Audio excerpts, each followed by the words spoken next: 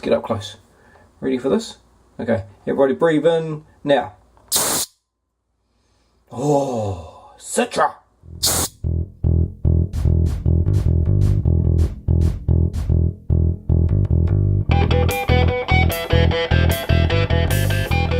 Happy Homebrew Wednesday, everybody! I'm drinking Spiking the Punch by Grant Baker.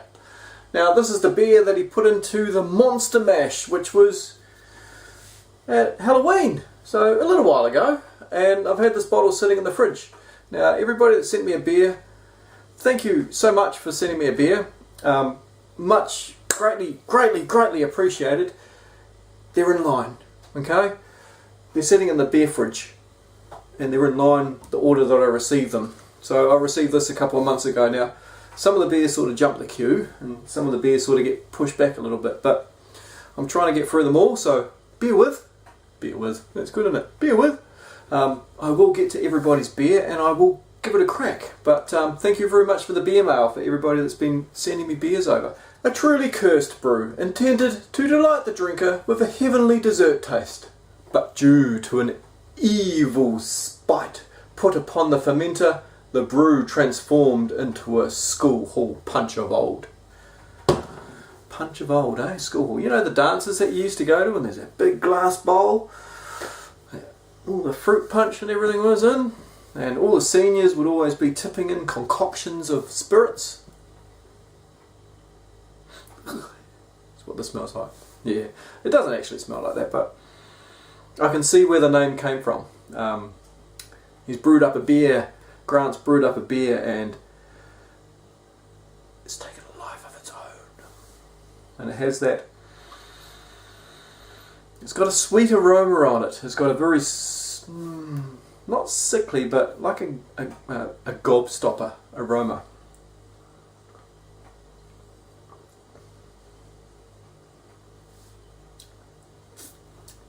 And you can taste it. It's like an everlasting gobstopper. You're licking the sweetness of the gobstopper, each individual layer, but each individual layer is a different malt complexity that you're licking off as sweetness. It's interesting. It's an interesting beer. It would be something that definitely suits the Monster Mash. Well done. Good stuff. I think my Monster Mash beer was a total abomination, but this one's drinkable. There are some other beers in the fridge. Grant dropped me off another couple of beers. He dropped me off quite a few beers actually, a Christmas present, but I'll show them to you later. And along with Dan Philly, the Tongan Jandal, and Braden, who dropped off a beer. I also got one from James Morgan and Fish and Brew over in Australia. Daniel, cheers. Those beers are sitting in the beer fridge, lining up. I know Christmas is looming, and it will be nice to sit back and enjoy a beer. Now, speaking of beer mail, I have some beers that are going out. Right, I managed to secure myself, because these little puppies disappeared from the bottle store just like that. Mate of mine went in to get a bottle of this the day after I got these bottles, and there was one left, and he got it. Shush. I managed to get 10. I've drunk one. Anyway, this is a special beer. This is a limited release beer from Panhead Brewing, and it is, should I tell you what it is? Yeah, I should tell you what it is. I'm going to save some of these, okay? Some of these I'm going to save. Some of these I'm saving for me, and some of these are going elsewhere. Here she be. So these are all Panhead Vandals. Now, Panhead Vandal is at 8%. This is a 500ml bottle, and they're 8%ers. This is a limited release. Look at the logo on that. Look at the artwork. You guys remember artwork like that? Okay. Yeah, a bit hard to read. I'll read it out. Not only did the Americans invent hot rodding, they invented hop rodding too. In the late 1960s, a Tauranga teenager called John Reed threw a Kiwi hat in the ring with the famed Vandal, a dazzling green flake 1919 Dodge bucket. In his spirit, we're rising to the other challenge with a beer named in his honour, a big, bitter APA stuffed with the tropical hit of Nelson Sauvin, Kahutu, Rewaka hops. Like any good hot rod, it's built to attract as much attention as possible. Vandal by Panhead. Okay, this bottle right here, I'm going to give away. Some of these other bottles are going overseas, but this one right here, I'm going to give away in a competition. You may have noticed that I hit 1,500 subbers a couple of days ago. Well, next week, I'm going to run a competition to see who wants to receive a Panhead Vandal. So, tune in next week. Next week, it'll be Wednesday. That'll be Christmas. Ooh, a homebrew Wednesday on Christmas. Woohoo! So tune in on Christmas Day to find out what you got to do to win yourself this bottle of Panhead Vandal. As a little thank you to all the subscribers that have subscribed. So, intriguing. Right, what's been happening? This is take number 2 because I came in earlier when the sun was shining, actually through the window over there, streaming onto the fridge right there, making it a bright, bright, bright white, which was reflecting back towards the camera here, and it made me look like a shadow.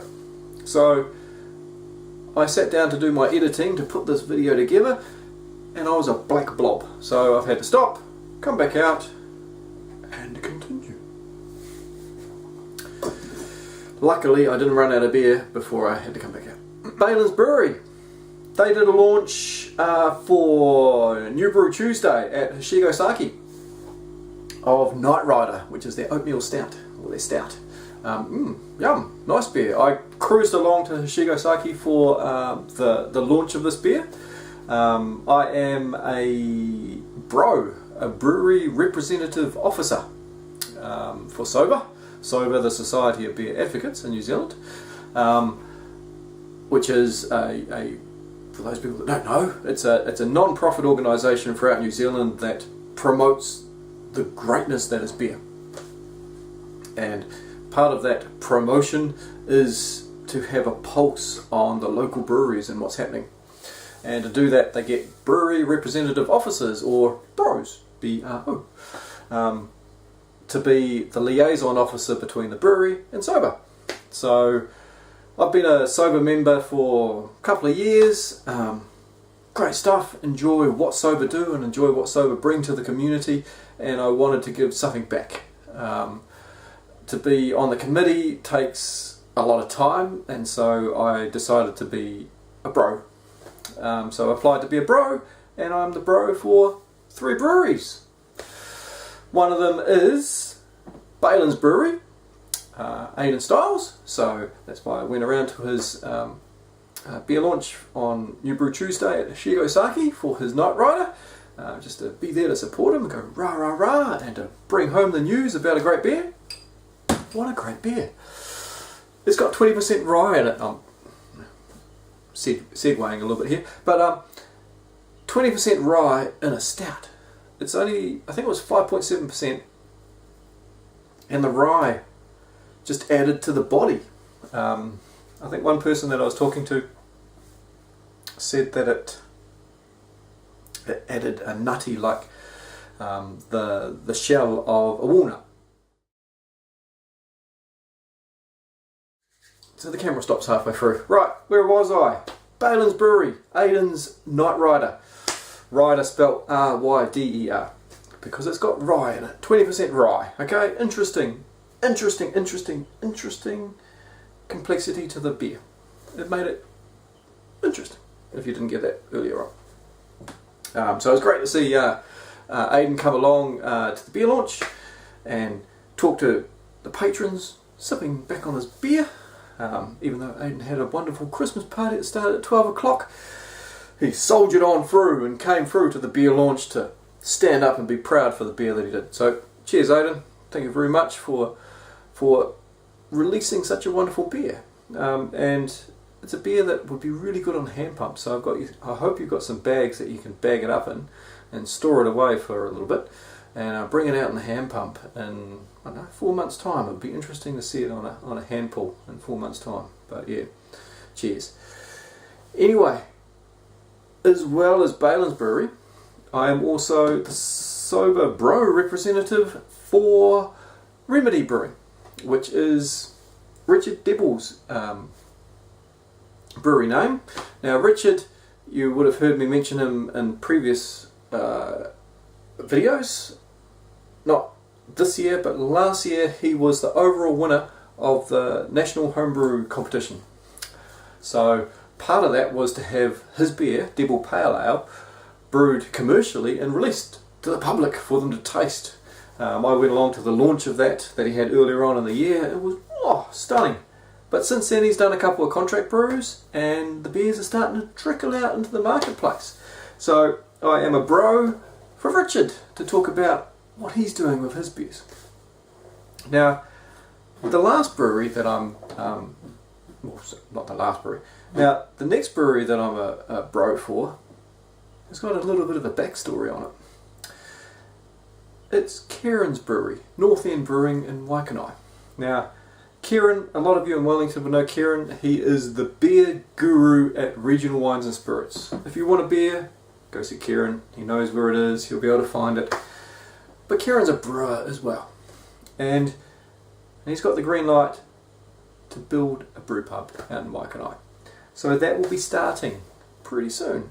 And I'm the brewery representative officer for that. So I'm going to get a chance to watch this brew pub be built over the next 6, 12 months, etc. and post it back to you. Now, the little backstory on this is Kieran was the one that suggested to Sober initially that we should have bros. So he was quite flattered when all of a sudden he was appointed a bro.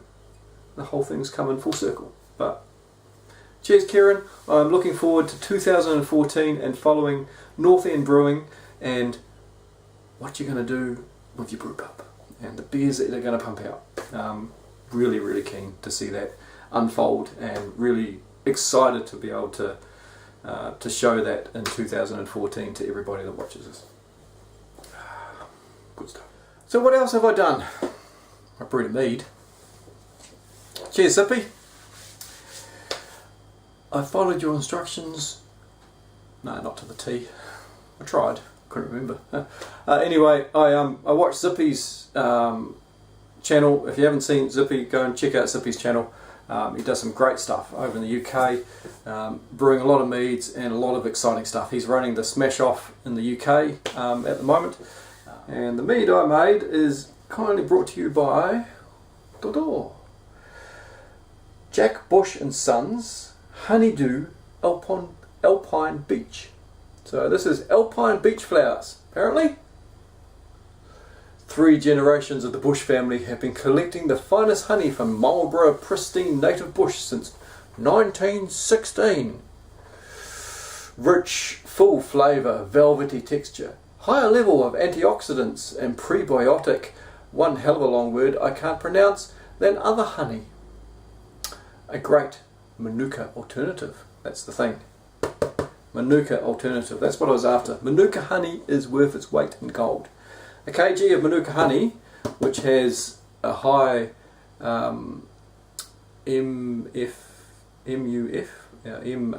Manuka honey factor. It's some scientific thing that they made up. $44 for a kg of Manuka honey. This was $15.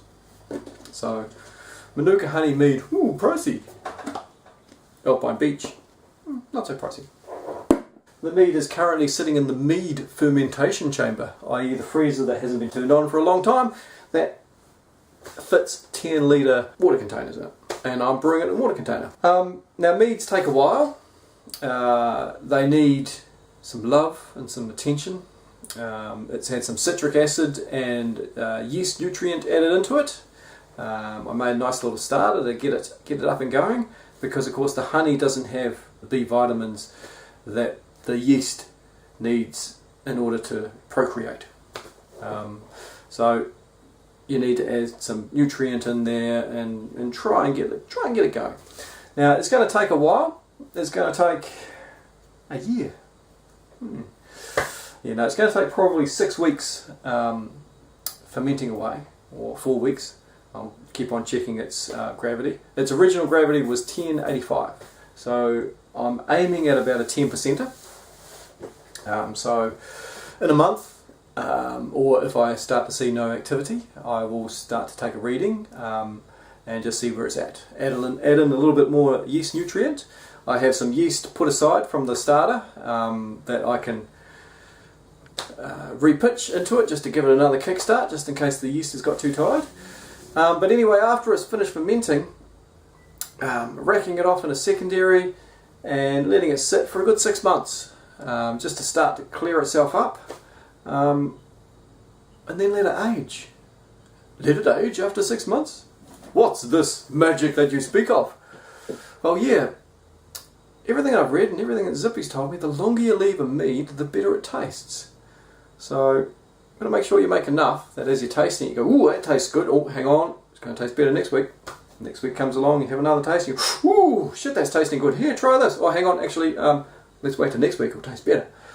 You've got to make sure that you've got enough that by the time that you get to its optimum tastingness, you still have some left. So you have to have good self-control.